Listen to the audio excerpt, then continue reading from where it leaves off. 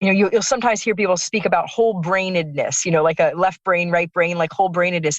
And for me, it's whole personhood. It's not just the brain that you're bringing. It's like the expectation that I had in law enforcement when I showed up on the job was people expected me to be compassionate and not competent, because in my female body, the expectation was that I would be compassionate. And yet when they got somebody direct, they were like, hey, that doesn't compute with my brain. And it was like, no, you can be both. You want the person to be whole. And so the same thing with men that have the expectation that they're going to be able to be fast decision makers, not necessarily somebody who is the person that you would come to when you have a difficult situation. And it's like, no, we need allies in order to be able to allow for the whole self to show up in leadership. That's how organizations get better.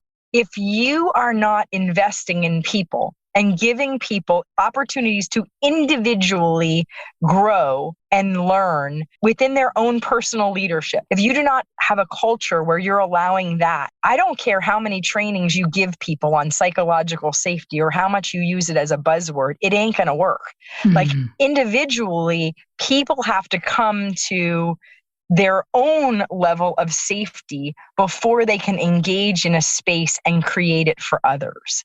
And so I find like that's one of the things where you'll hear people create programs or community dialogue, and they'll do it online for their organization. And it's like, how much do you really know about the people individually on their journey?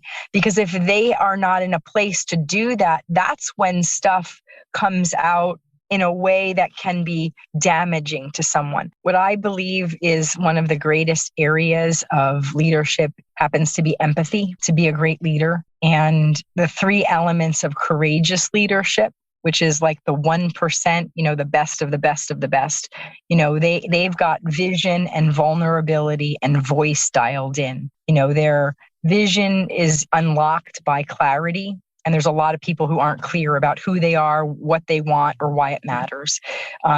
Vulnerability is unlocked by forgiveness. And there are people who carry baggage around all day long. And voice is unlocked by generosity. Not generosity because I think I'm going to get something from somebody, but true generosity.